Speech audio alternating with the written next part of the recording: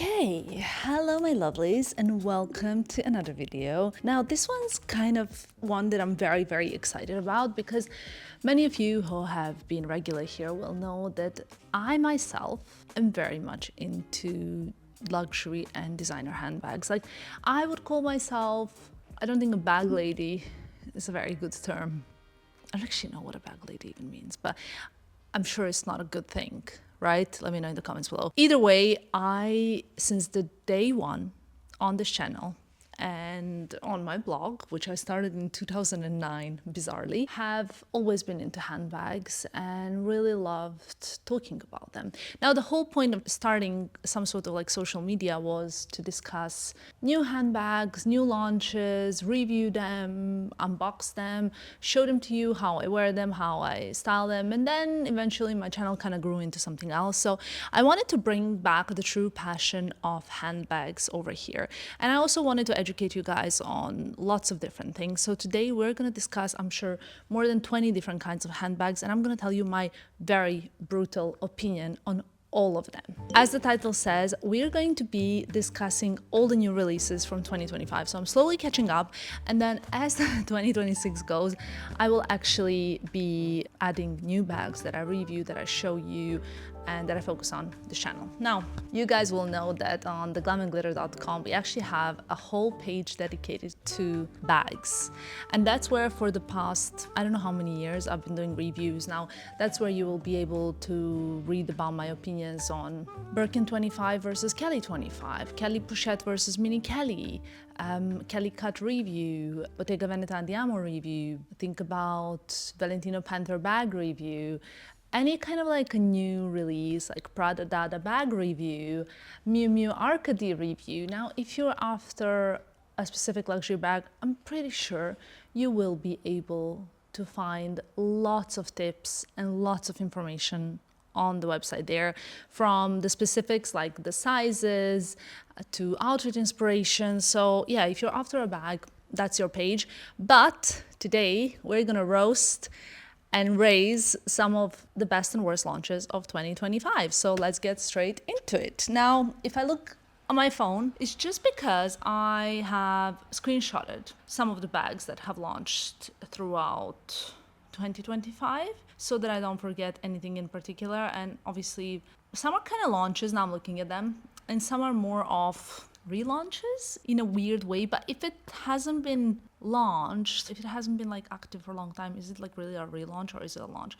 That's another question. Now, I'll start with sort of like January-ish, back in the January. We're going to be talking about Bottega Veneta Ciao bag. Now, this bag is sort of like, if you ask me, a response to Bottega Veneta's Andiamo huge success.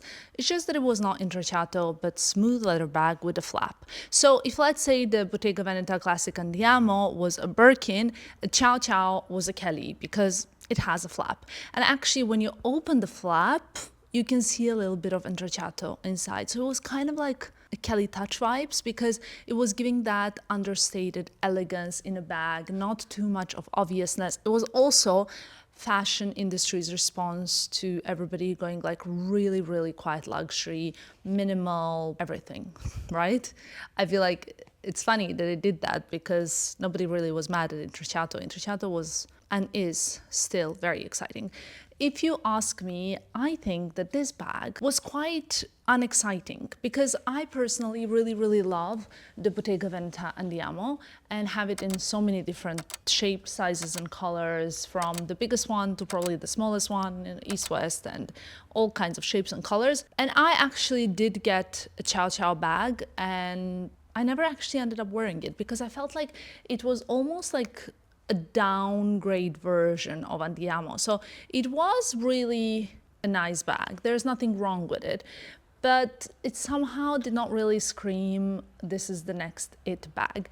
I do think that when it comes to Ciao, it's really great in like the biggest possible sort of like travel size. That's where I think it's really speaking to me because it's a little bit more casual and easy to wear than the full intrecciato Andiamo bag. But other than that, I really don't see this bag as like an ultimate fashion girly bag. And another reason for that is because I think like when I see the bag itself, it's giving me a little bit of like an office vibe and less of like a fashion vibe bag. That was sort of one of the very, very few Bottega bags that I felt like were just not really giving anything. On the other side, Bottega Veneta Campana bag, which is sort of like the bell bag, that's the one I really, really, really loved. Now that for me was a sort of like the classic perfect tote with a twist and intrecciato and a little bit elongated, just like a perfect version between a tote and a good old Jody. I mean, I feel like Jody was so trendy in 2020 that it could not have survived until 2025 or even 2026. But this is like a kind of perfect response, something that I actually do think is going to stay around, especially because we crave more bigger bags that are a little bit slouchy, easy to throw around, easy to like fill up to the brim and just wear every single day. The only downside with the Bottega Veneta Campana bag is that it has no practical pockets. So that's one thing that I feel like it's a big recession symbol or signal. We search for practicality, and that's not where this bag is at yet.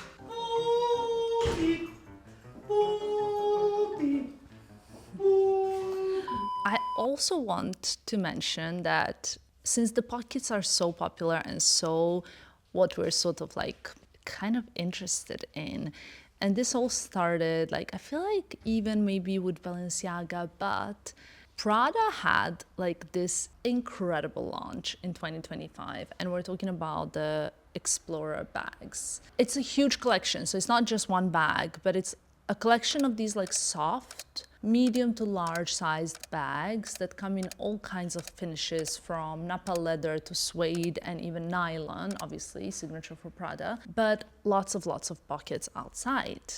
Now, when I first saw this bag, I was like, oh wow, this is like really something fresh and different from Prada, like because I thought it was just gonna be like another Galleria, another Clio, you know, like the kind of like sticking to the usuals, like the buckle, etc. But this was something really new and fresh. So when I went to check it out in the boutique, I actually found out that Miss Prada said that we're so after these more practical, soft, medium to large size bags, which yes, big trend alert. We all, like I haven't actually seen any mini or small size bags launching in 2025, or even if I have, they were sort of like variation and that's just like a part of the collection. Miss Prada said, we need this bag and we need to launch it, and from the idea to the market, it was less than 6 months, which is the first time in history of the brand, or probably any fashion brand, that has happened, because actually these things take so long. Sometimes you see a bag and then like 1 month later you see another brand doing the same or similar-ish bag and you're like, oh, who copied here, who?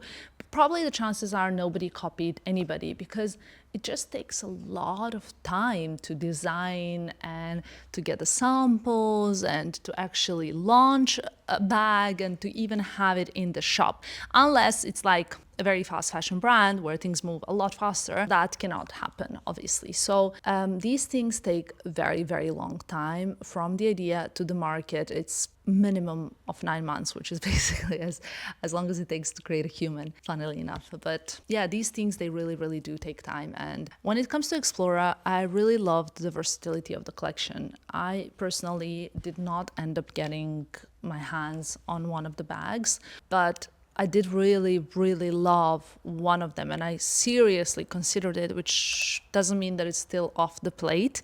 So I'll insert a picture. It's this like brown, kind of like a shoulder bag with lots of pockets, and it's more of like a version of the Explorer bags. So there's so many different versions that the line kind of becomes a little bit permeable. It's just a lot of utility pockets, which is again very Prada. A lot of utility pockets, a lot of kind of like functionality, a lot of versatility, like crossbody, shoulder, top handle, etc. You know, when you can change one bag and wear it so many different ways.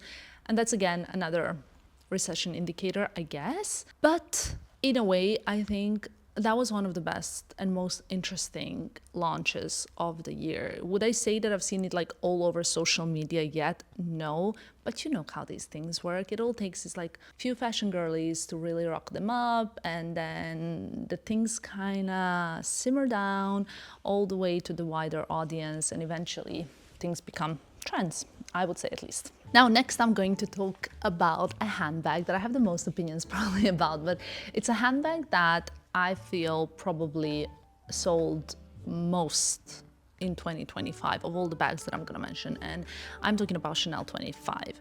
Chanel 25 stands obviously for the year that it launched in. Like, you know how there is Chanel 19, there is Chanel 22, etc. Well, this is the Chanel 25, and when they added this sort of, when Chanel adds this sort of like number behind the bag, it means they're trying to put it in their classics collection.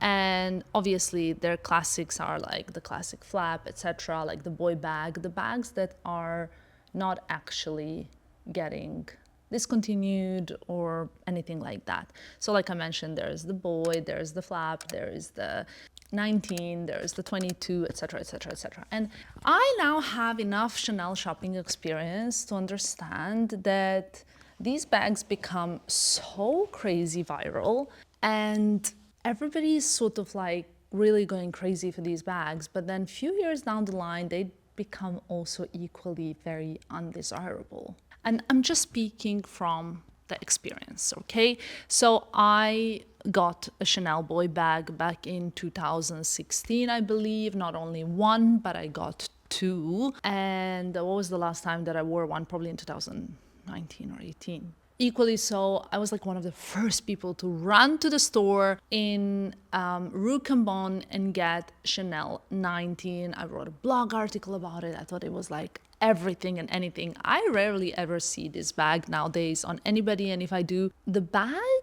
is not really kind of, I want to say, giving, you know what I mean? I did really like my good old tweed navy one, but the longevity of these like releases was not very convincing. Then eventually, same-ish thing, I want to say, happened to 22. And I think that bag is probably the coolest of all because it never became like too commercial.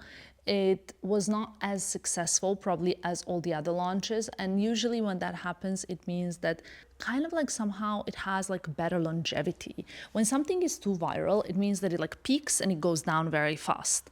But when something has a like slower popularity or like trendiness, then it lasts longer, which is a really bizarre thing that I've observed when it comes to trends. So anyway, Chanel 25, it was such a big release for Chanel. It was such an important year for Chanel, actually. For such a big maison to be between two creative directors, it must not have been easy, but it was easy because they've sold so many bags that they, I'm sure, had like wonderful year comparing to the circumstances, right? So they launched, they did like big celebrity endorsements for the bag, and that obviously was like all over social media.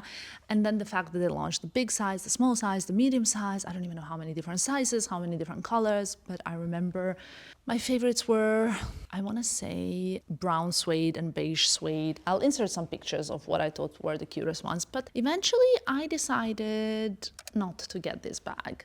I just thought the bag got so trendy so fast that I felt like all of my trendy Chanel bags that I got in the past, I ended up not really wearing that much. And the last trendy Chanel bag that I got was the, what do they call it? The Nano. They used to call it like kind of Kelly or whatever, and then it was called Nano. Last time I wore it, I think, was when I went to the Chanel show, and I don't think I've worn it afterwards. I love that bag. I'm not getting rid of it. It's still on my shelf. Like, you know, it's not like I send it back to the storage or something like that. I just keep hoping I'm gonna wear it. But the bags that I'm actually wearing from Chanel are my classic flap here and there.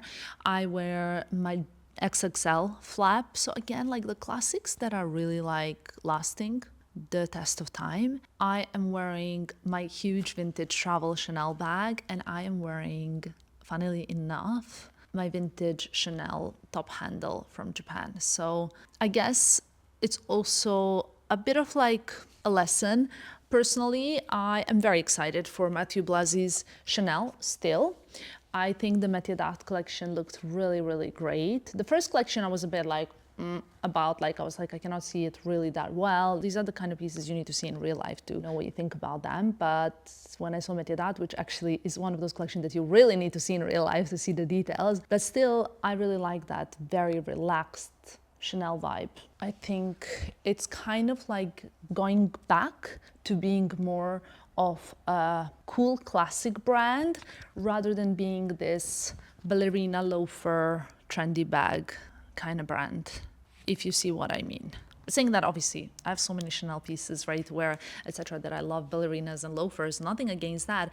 I just felt that if the brand was going to only sell ballerinas, loafers, and I don't know, like Chanel 25 for the next 5 years, eventually we would get so fatigued from it that we would completely feel repelled from Chanel. So I think that this new movement and like a classic pair of jeans or a white shirt that says minimally Chanel and a sweater are actually a way to introduce like a new customer to Chanel and get like cool, fresh air to the brand. So that's something that I strongly, strongly believe in. I did not get Chanel 25. I most likely will not be getting Chanel 25. Now watch me eat my words, right? Because you never know what life brings. But I think the bag, I've seen it so much that I almost feel like I have it. Do you know what I mean?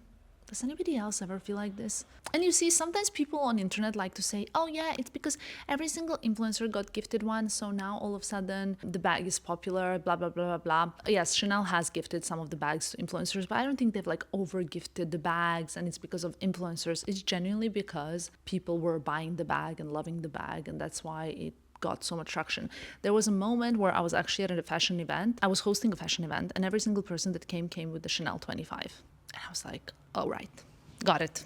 Moving towards something a little bit more, I want to say niche. And I'm going to be talking about Alaïa Le Click bag.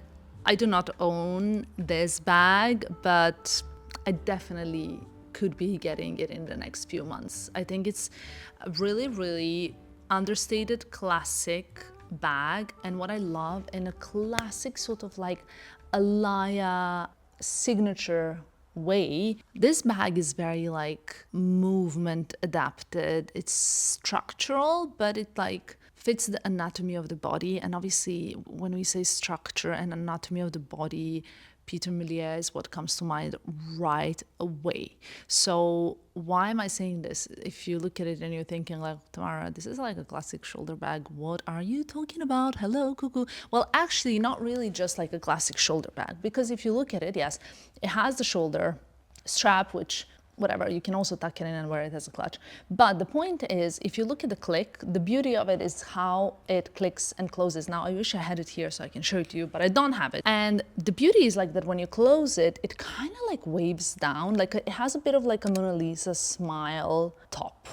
And why is that so important? Because when you put it on your shoulder, it doesn't like hurt you and it doesn't bother. And you can even wear it with like a coat or whatever, and it like rounds so nicely under your arm so that you can even like put your hand in it and like get your wallet or your phone or whatever. You know what I mean? And I think like this bag is quite a nice price point for a designer handbag, and also a nice design to fit majority of like cool girls that are very into fashion and into design and into style. It comes in like different sizes, and there's even like sort of, I want to say a tote version of it. It's not really a tote version of it, it's just like a very large size of the bag, but I really love how it has these sort of like little straps hanging off for like a keychain or whatever. You probably won't put anything on it, but I quite love it, and I love that it comes in variety of different finishes and colors, like from turquoise to burgundy, from suede to smooth, so that everybody and their cat can get something for their taste, which is great. And it's always like a recipe for success, I would say, but also very difficult for brands to do that because it's not as cost effective. When they're launching a new bag and they launch it in, usually they launch it in like 2 or 3 colors to see how it's gonna go. And then if it goes well, they launch it in a million different colors, or like they keep adding colors because it's working. But to launch something immediately in many different colors is usually very, very expensive. So now I'm gonna talk to you about something very unexpected. Like, I don't even know why I love this so much, but I really, really love it. And it's Valentino DeVain bag. First of all, okay, I think they've done like such smart social media moves on Instagram, where like all of these really fashionable girls were wearing Valentino DeVain bag in such a cool way. The embroidery and the intricacy of these bags. Now, I think if you wear this bag with like a full Alessandro Michele outfit, it's not gonna be like giving as much, because obviously his outfits by itself are pieces of art, I personally think. So if you wear like a total outfit, it's a little bit too costumey. But if you wear a DeVain bag, which is a piece of art, it's like what we've been kind of craving for a while after having all of this like quiet luxury era. And now we're getting like beautiful, gorgeous collection of mini clutches for day or particularly for night. Now, if I'm not mistaken, DeVain bag actually ranges in like 25 different options, and they kind of go from, I want to say 1,700 to 4,200 euros. So depending when you get a sort of like fur finishing or embroidery, or you decide to get like a classic denim one, which is like 1,700, or you go for something like I got, for example, which is the mini pearly one. That's the 4,400. I didn't even realize, but it is such a special bag. Now, back in 2020, for some of you who might have been following me for not so long, my apartment got broken into and I got robbed of lots of bags. I want to say 40 plus handbags. And one of them was this like Chanel classic flap full of pearls. And I really loved that bag. I thought it was quite a beautiful, like easy evening wearable bag. And now when I got this Valentino DeVain bag, I thought this was even better version of the one that I had, to wear like with baggy jeans, white t-shirt, and this classic mini DeVain, even like kind of squashed in my hand a little bit. I thought that was giving so much character. And I speak about like how important it is to give character through our fashion pieces in lots of other videos, but trust me, like I think the world wants personality. Like, we have reached the point where we watch the Miss Universe say that if they could change the world, they would do this and that. And all this, like, so much boredom with classic answers and classic appearance and classic styling, and everything being like perfect and not one hair out of place and no personality. And we kind of got bored because we realized that no matter how loud we speak in terms of like political correctness, the world is kind of in a standstill, bizarrely enough. But that's a whole other topic, and we're back to handbags. And the reason why I like this particular collection of Valentino handbags is because it is practical. It is the only probably small-ish bag that I really liked in 2025. It's not that small, but it's small enough.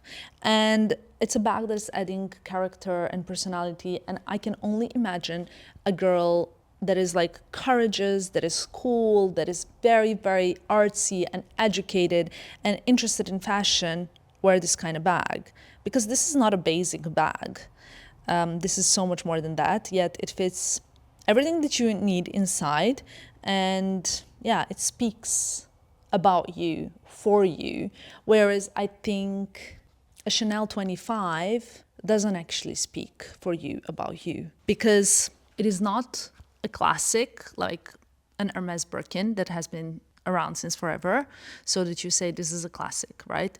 It's a trendy bag that just launched, and it's kind of saying, I buy into a trend, and yes, I love this design. I personally love the design, but it's not really speaking for you, the bag. The bag is beautiful, right? It's a beautiful, beautiful bag. It's a versatile, it's a useful bag, has many pockets. It's what we wanted, right? It's what also like Prada has launched in 2025. But it's not saying, I saw this and I thought it was really cool and I decided to buy it. Now, please let me know in the comments below if you can agree with me eye to eye. So yes, I opted for the pearl one, but if I wouldn't have opted for the pearl one, I think I would have gotten the embroidered one, the green embroidered one. I will insert a picture. I think it's so freaking cool. And again, with like a blazer or like a white shirt and denim jeans, ultra cool. Now, let's talk about a bag launch that you guys, I think, will be surprised that I really liked, but I really, really, really liked it. And it's from Gucci. So in the cruise show in Florence, Gucci released this Giglio, I think I'm pronouncing it well, but if you have a look at the name, it's like, probably in English would be like Giglio or Giglio or whatever, I don't know, but it's pronounced Giglio.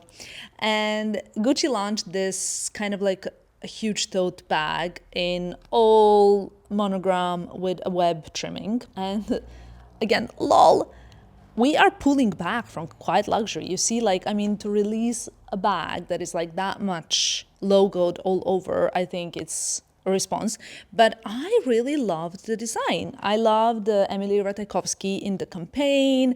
I loved the big, large tote. I thought it was so cool for summer, for example.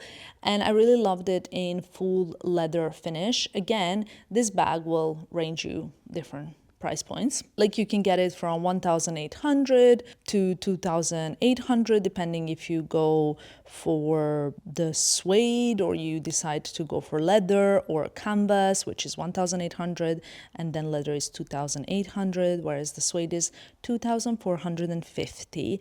I think this bag is just reminding me a little bit also of the good old times and the times when this like classic Gucci canvas with the Gucci trimming was the coolest thing on earth.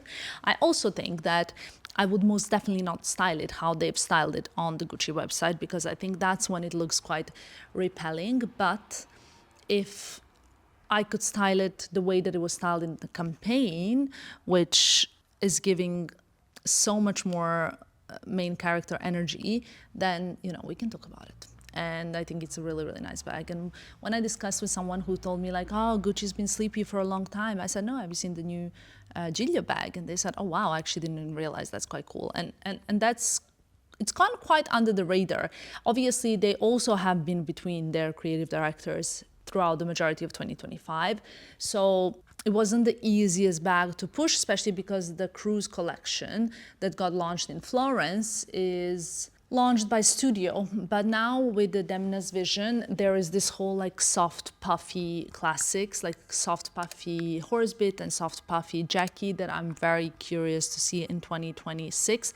And I have to say that the soft puffy Jackie is really appealing to me, and I think it's gorgeous. Gorgeous! But then again, saying that, I am a big fan of the Gucci Jackie. I think that's such a beautiful bag. I have it in my collection.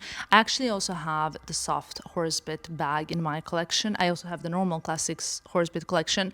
Love them both. Which one I love better, I'm not sure. But I think right now, these like soft, puffy bags are quite a thing somehow. I don't know. We just want things to like cuddle a little bit more, I suppose. Obviously, the Giglio comes also with like the classic pocket inside, which again reminds me of like one of my first totes when I just started being a pharmacist, I believe, from Gucci. And that was just so versatile and so useful, and something that you throw on in French Riviera with flip-flops, open white shirt, jeans, and a swimming suit. And I don't know, you go to cafe to get a nice latte and work from your laptop. Whenever I'm thinking of getting a bag, I think of the character that's wearing that bag, you know? It's like a whole story that matters. I wanted to discuss a bag that I think raised massively in popularity in 2025.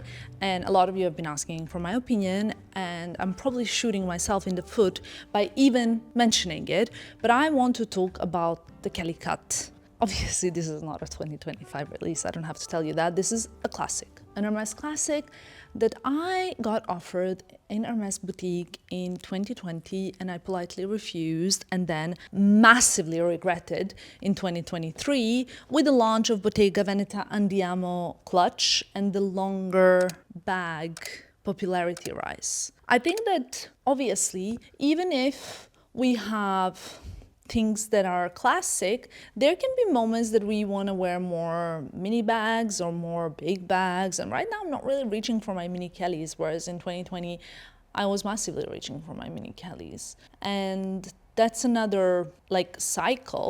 It doesn't mean, however, that the Mini Kelly will not be again like as hot as a stove in 2030, but right now it's just like having a cycle where it's at the bottom of the pyramid. For me personally, by the way, just wanted to say that. Overall, Kelly Cut has been on my radar since like 2023. I really wanted to get one. Then I got my first one, which was this Veronese, something like that. And I got that in like the exotic, and then I got a classic black one. And obviously it's a bag that I personally think is such a gorgeous, gorgeous evening bag. Depending on the finish, it could also be a great day bag. If I got like something, a green suede, I would probably wear it as a day bag.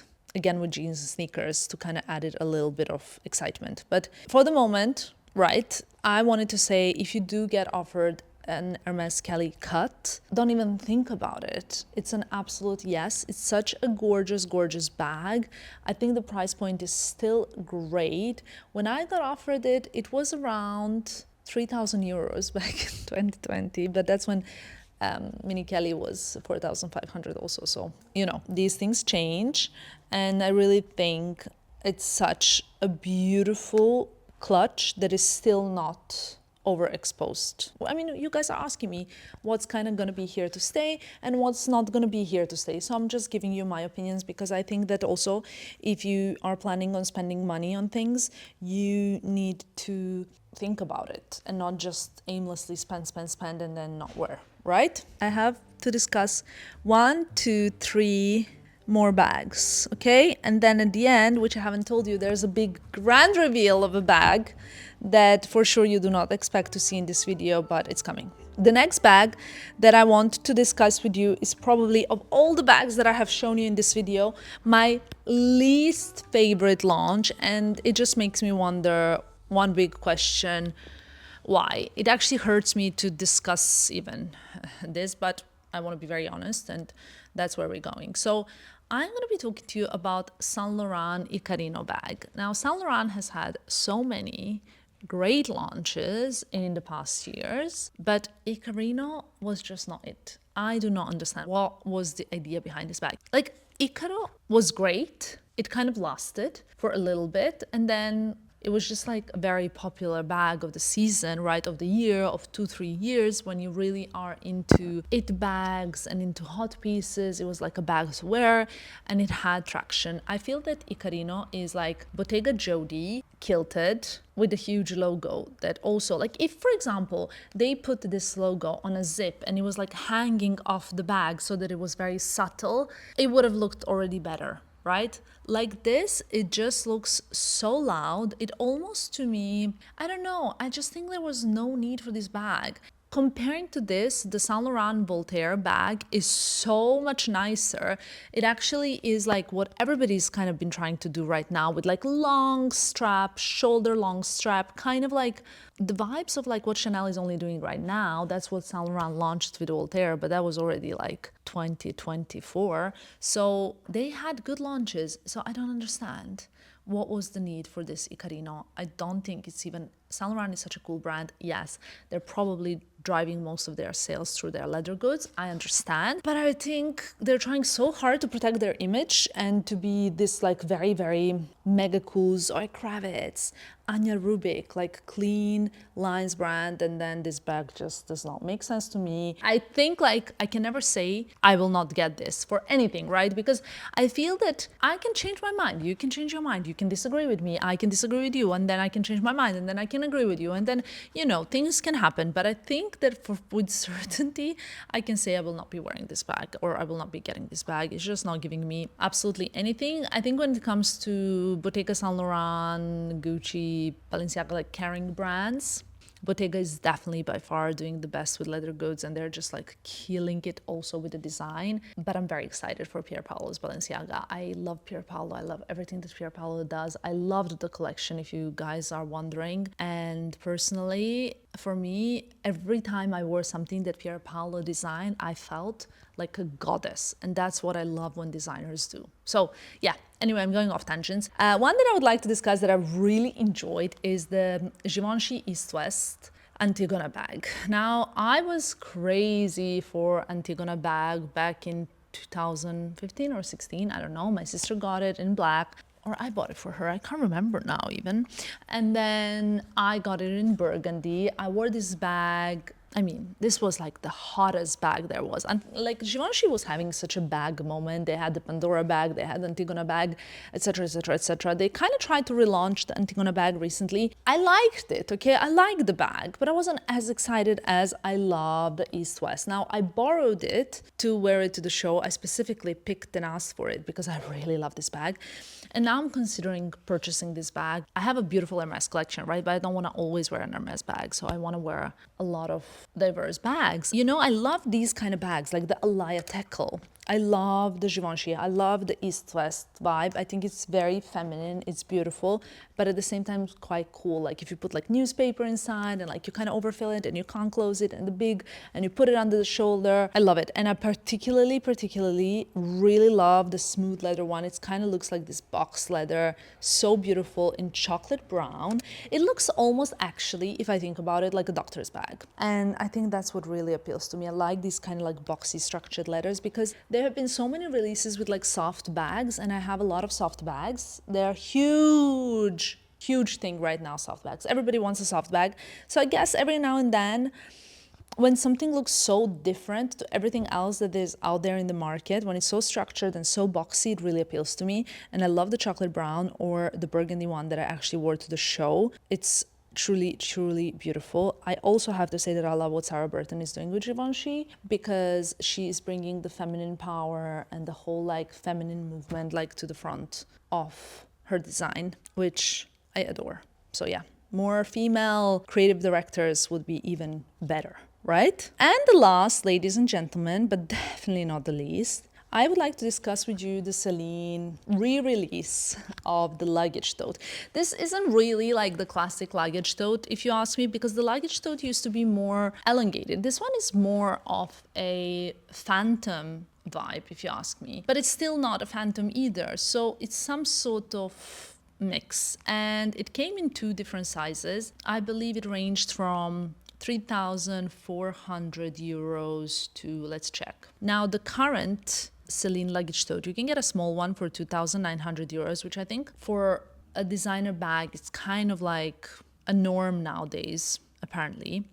I mean, you can get like a vintage Phantom or a luggage tote for 650, but you can get the medium one for 3,500. And I think then there's a big one, which is sort of like, I want to say a perfect travel bag, if you ask me, maybe even a little bit large. So it starts at 2,900, then we have 3,400, 3,500, and the biggest one is 4,200. We'll insert the pictures of all of them on the screen for you guys to see. I definitely do not like the Cabas one, you know, the one that was just like a flat tote. Like it looked to me like a student bag that you put your books in and you bring to uni and you get it for free with a magazine purchase or something like that. So that was definitely not the one, the Piatta, the flat one. But I really love the new luggage, and I think this could potentially really have such a big comeback because we're experiencing this huge 2016 nostalgia. I say this honestly with a big agreement. Why are we having such 2016 nostalgia? I think we're missing more comfortable, peaceful times when things were a little bit more certain, where things were a little bit more calm. And honestly, I miss them too. Even if I was way more broke in 2016, I still loved those moments of kind of like less hateful and angry world. I guess I can put it that way, even though there are just so many things right now that are wrong with the world that, you know, it affects everything. So the 2016 nostalgia brings me to the times when I used to wear my Celine luggage tote. It was impossible to get it, but eventually when I got it, I was the happiest girl on earth. I got it in color red and I wore it a lot. Eventually I got a Celine luggage nano as well in hot pink. I mean, I was a different kind of person, right, back then. So were we all, I hope. But at the end of the day, it's something that I really, really love, and I really enjoy the original like Phoebe Philo design, so much so that I also like the new luggage tote interpretation, which brings me to the very last thing that I wanted to talk to you about. And yeah, I also wanted to show you, because it comes in so many different variations, finishes, versions, and options. You can probably judge that from the size I got, the medium size, but the finish you will not be able to guess right away. Here it is, ladies and gentlemen. I would like to present you the latest bag in my collection, and it is the new luggage from Celine. What differentiates it from my good old? It has this little flap in front, you know? It is more of like a trapeze shape. I'll come closer so you can see it, because yes, we are definitely, most definitely losing a bit of light. Look how cute this bag is when worn with a pair of jeans. Like how easy and how fun it is. Obviously, in suede, it will probably get very dirty, but I will try and be as careful as I can. If you open this bag, there is a back pocket. There is also a shoulder strap, which did not exist back in the days on the luggage tote. And then, of course, there is a front pocket. Now, this one is not a smiley one. There's also the smiley ones. This one is the straight one, which I really, really, really love. And I think initially I wanted to get the suede bag in a bigger size for me to be able to travel with. But then when I saw the bigger size, which by the way doesn't come yet, the suede in a bigger size yet in this collection, maybe it will in the next ones. But when I saw the bigger bag, even though I'm very much into big bags and I love the big bags, I realized it is too big to be carried every single day. So I would have to only wear it for traveling. And for me, that was a little bit like, I don't actually feel like I'm shooting my outfits and like enjoying my outfits when I'm traveling as much as the ones that I wear every day. And I wanted to wear this bag every day. So here we are, ladies and gentlemen. This is the newest addition to my wardrobe. We're still into suede, we're still into soft bags, into big bags with a top handle, with a shoulder strap that you can wear so many different ways. Yet I'm probably still gonna wear it like this because, well, you cannot even see it now, because I love to wear bags like that. I'm gonna report on you how it works with the jeans transfer, right? How if back of the bag is going to be completely covered in color blue because of denim. That's like a very important thing. But I think that does not depend on the bags, by the way. That depends on the denim that you wear. So make sure that if you're wearing your darker denim pieces with your lighter bags or suede bags, to wash the jeans twice back to back so that you don't have any issues. Anyway, I hope you enjoyed this video. Please be gentle in the comments if you disagree with me on some things, because it's the first one of these that I'm doing and I want to do many more. And let me know what you guys think. I will love you and I will leave you very soon.